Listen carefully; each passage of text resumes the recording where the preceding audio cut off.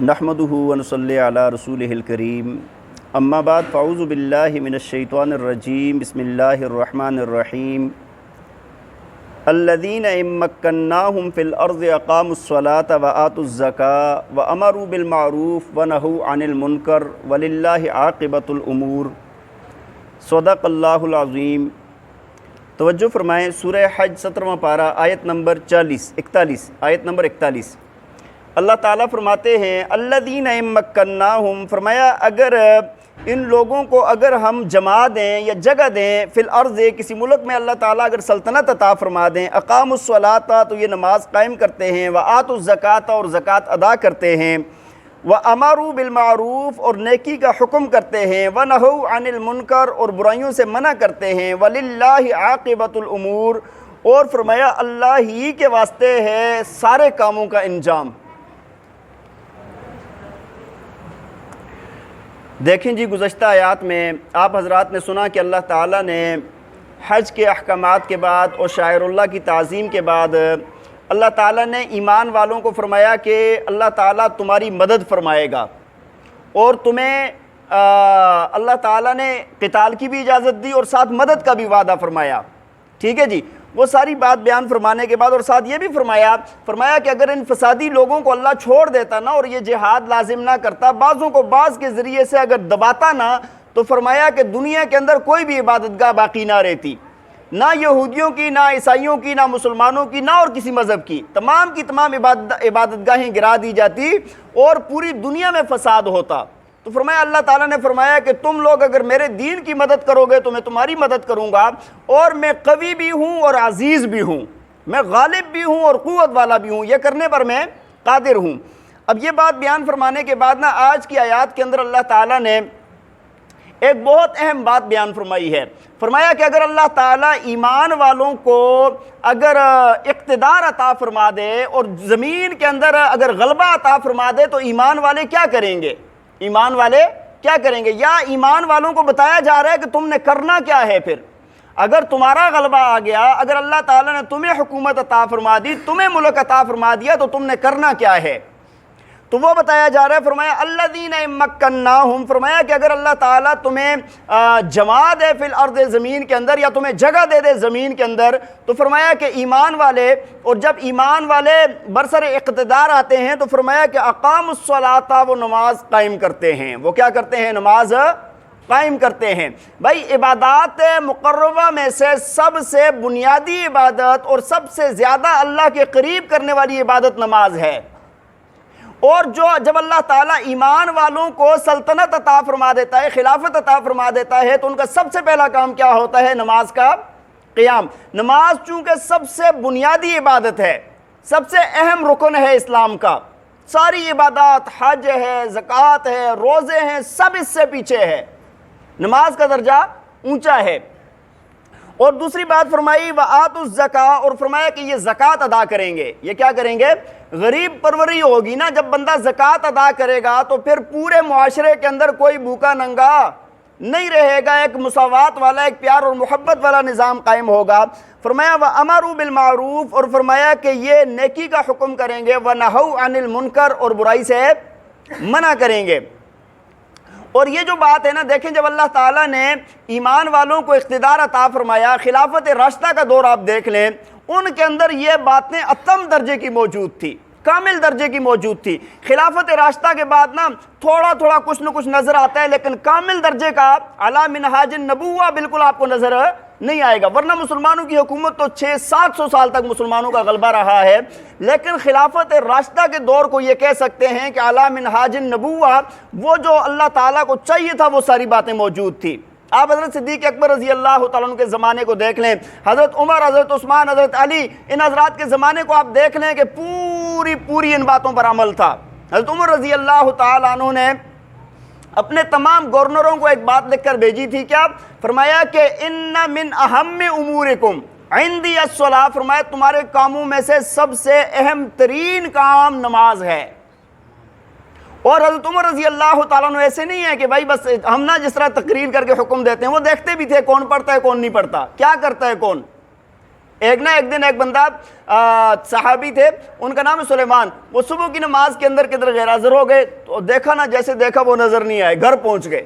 ہاں جی، نماز کے لیے کیوں نہیں آئے؟ ماں نے بتایا ساری رات نوافل پڑھتا رہا ہے اور نماز کے ٹائم میں صبح نیند آ گئی ہے۔ آپ نے فرمایا کہ میں تو اس بات کو پسند کرتا ہوں کہ ساری رات سویا رہوں اور صبح کی نماز پڑھوں، میں ساری رات میں سویا رہوں، اس کی کوئی بات نہیں ہے۔ اور ساتھ پھر اس کو ڈانٹا بھی، تو اس وجہ سے اس وقت کوئی بھی بندہ بے نمازی نہیں تھا۔ تو اسلامی حکومت کا یہ ضروری ہے اسلامی حکومت کے لیے کہ وہ نماز کو قائم کریں اور نماز کو قائم کروائیں۔ اور دوسری بات، وآتُ الزکوٰۃ، زکوٰۃ والا بھی آپ دیکھ لیں کہ اس دور کے اندر ایسا وقت بھی آیا تھا کہ بھائی پورے معاشرے میں کوئی بندہ زکوٰۃ لینے والا نہیں تھا، کوئی بندہ زکوٰۃ لینے والا ہے ہی کوئی نہیں، مل ہی نہیں رہا کوئی، ایسا زکوٰۃ کا نظام قائم کیا تھا۔ اور نبی علیہ السلام نے جیسے فرمایا کہ اسی علاقے کے مالداروں سے لیا جائے اور ان کے غرباء کو دیا جائے، مالداروں سے لیا جائے اور غرباء کو، تو یہ بھی اسلامی حکومت خود اپنی ذمہ داری میں لیتی ہے اور دیتی ہے۔ بات سمجھ آ رہی ہے؟ اور فرمایا وَأَمَرُوا بِالْمَعْرُوفِ وَنَهَوْا عَنِ الْمُنْكَرِ، اور نیکی کا حکم کرنا اور برائی سے منع کرنا۔ تمام نیکیاں اس کے اندر آ گئی ہیں، تمام نیکیوں کا کرنے والے کاموں کا حکم کرنا، اور جو نہیں کرنے والے ان سے، یہ بھی کس کا کام ہے؟ اسلامی حکومت کا۔ آپ ذرا سا غور کریں، اللہ تعالیٰ نے ہمیں یہ ملک عطا فرمایا، ملک کیوں لیا تھا ہم نے؟ کیوں لیا تھا؟ وہ پروفیسر سدوئی صاحب کے وہ جو شعر بڑے مشہور ہوئے تھے نا، جو نعرہ بھی بنا تھا، ہاں کیا تھے وہ؟ تجھ میں ہے خالد کا لہو، تجھ میں ہے طارق کی نمو، شیر کے بیٹے شیر ہے تو، شیر بن میدان میں آپ، پاکستان کا مطلب کیا؟ لا الہ الا اللہ۔ یہ پاکستان کا مطلب کیا؟ لا الہ الا اللہ ہر بچے کی زبان پر ہے، اور اسی مقصد کے لیے ہم نے ملک لیا تھا۔ لیکن آج 75 سال مکمل ہو گئے، آپ دیکھیں کہ ہم نے اپنے ملک کے ساتھ کیا کیا ہے۔ ابھی 14 اگست ہم نے منائی ہے، لیکن جس مقصد کے لیے لیا تھا، جس مقصد کے لیے قربانیاں دی تھی، وہ قربانیاں ہماری کدھر گئی ہیں؟ ہاں وہ قربانیاں ہماری کدھر گئی ہیں؟ اسلامی نظام جب قائم کرنا تھا، اس کے اندر یہ جو اس آیت کریمہ کے اندر خاکہ پیش کیا گیا ہے نا، یہ نظام چاہیے تھا، اور وہ نظام لانے کے اندر ہم ناکام ہیں۔ بلکہ میں کہتا ہوں جتنی بھی اسلامی ریاستیں ہیں وہ ساری کی ساری اس کام میں ناکام ہیں، کوئی بھی پورے طریقے سے اسلامی نظام نہیں لا سکا۔ اور آگے فرمایا وَلِلَّهِ عَاقِبَةُ الْأُمُورِ، اور تمام کاموں کا انجام کس کے پاس ہے؟ اللہ کے پاس ہے۔ اور آگے نبی علیہ السلام کو تسلی دی گئی، چونکہ مکی دور کا آخری دور جو تھا نا، وہ انتہائی سختی والا زمانہ تھا، تو اللہ تعالیٰ نے نبی علیہ السلام کو تسلی دی اور فرمایا وَإِن يُكَذِّبُوكَ فَقَدْ كَذَّبَتْ قَبْلَهُمْ قَوْمُ نُوحٍ وَعَادٌ وَثَمُودَ، فرمایا کہ اگر یہ لوگ آپ کو جھٹلاتے ہیں تو فَقَدْ كَذَّبَتْ، فرمایا کہ آپ سے پہلے بھی جھٹلایا، قبلہم، ان سے پہلے لوگوں نے بھی جھٹلایا تھا۔ کس کو؟ قوم نوح وعاد وثمود، فرمایا نوح علیہ السلام کی قوم نے، اور قوم عاد نے، اور قوم سمود نے، ہاں، اور فرمایا وقوم ابراہیم وقوم لوط، اور ابراہیم علیہ السلام کی قوم نے اور لوط علیہ السلام کی قوم نے، واصحاب مدین، اور فرمایا کہ مدین والوں نے، کس کو؟ شعیب علیہ السلام کو، وَكُذِّبَ مُوسَىٰ، اور فرمایا کہ موسیٰ علیہ السلام کو بھی جھٹلایا، فَأَمْلَيْتُ لِلْكَافِرِينَ ثُمَّ أَخَذْتُهُمْ، فرمایا پھر ہم نے کافروں کو مہلت دی اور پھر اس کے بعد پکڑا۔ دیکھیں، قوم عاد نے ہود علیہ السلام کو جھٹلایا، قوم سمود نے صالح علیہ السلام کو جھٹلایا، ابراہیم علیہ السلام کی قوم نے ان کو جھٹلایا، نوح علیہ السلام کی قوم نے ان کو جھٹلایا، اہل مدین نے حضرت شعیب علیہ السلام کو جھٹلایا، اور پھر اللہ تعالیٰ نے ان کو ڈھیل دی، ان کو نرمی دی، اور پھر اللہ تعالیٰ نے ان کو پکڑا۔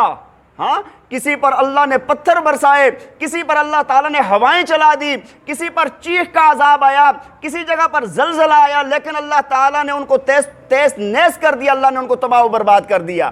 تو نبی علیہ السلام کو تسلی دی جا رہی ہے کہ آپ پریشان نہ ہوں، اگر یہ آپ کو جھٹلاتے ہیں تو اگر یہ ایسا ہی کریں گے تو ان کا بھی حال وہی ہوگا جو پہلوں کا ہوا ہے۔ اور فرمایا فَكَيْفَ كَانَ نَكِيرٌ، فرمایا پھر کیا ان کا انجام، پھر کیسی میری گرفت ہوئی، پھر میری گرفت، میری پکڑ کیسی ہوئی؟ فَكَأَيٍّ مِّن قَرْيَةٍ أَهْلَكْنَاهَا، فرمایا کتنی بستیاں ایسی ہیں کہ ہم نے ان کے بستی والوں کو ہم نے ہلاک کیا، وَهِيَ ظَالِمَةٌ، اور وہ ظلم کرنے والے تھے، وَهِيَ خَاوِيَةٌ فَهِيَ خَاوِيَةٌ عَلَىٰ عُرُوشِهَا، فرمایا کہ وہ بستیاں ان کے وہ پڑے تھے ان کے مکانات کی چھتوں کے اوپر وہ گرے ہوئے تھے، ٹھیک ہے جی۔ اور فرمایا وَبِئْرٍ مُعَطَّلَةٍ، اور فرمایا ان کے کنویں معطل ہو چکے تھے، بیکار ہو چکے تھے، وَقَصْرٍ مَشِيدٍ، اور ان کے مضبوط محل، ان کے بڑے بڑے محلات ویران پڑے تھے۔ دیکھیں نا اللہ تعالیٰ نے نقشہ کھینچا ہے نا، فرمایا کہ جب میرا عذاب آتا ہے نا تو میں نے کیا کیا کہ سب کچھ ویران پڑا ہوا ہے۔ دیکھیں نا کنواں پانی لینے کے لیے زندگی کے لیے ایک اہم حصہ، فرمایا کنویں ویران، بڑے بڑے محلات ویران پڑے ہوئے ہیں، اور اللہ تعالیٰ نے قوموں کو تباہ کر دیا ہے۔ تو اگر یہ بھی ایسا کریں گے تو ان کے ساتھ بھی معاملہ ایسا ہی ہوگا۔ اللہ تعالیٰ ہمیں عمل کرنے کی توفیق عطا فرمائے۔ وآخر دعوانا ان الحمد للہ رب العالمین۔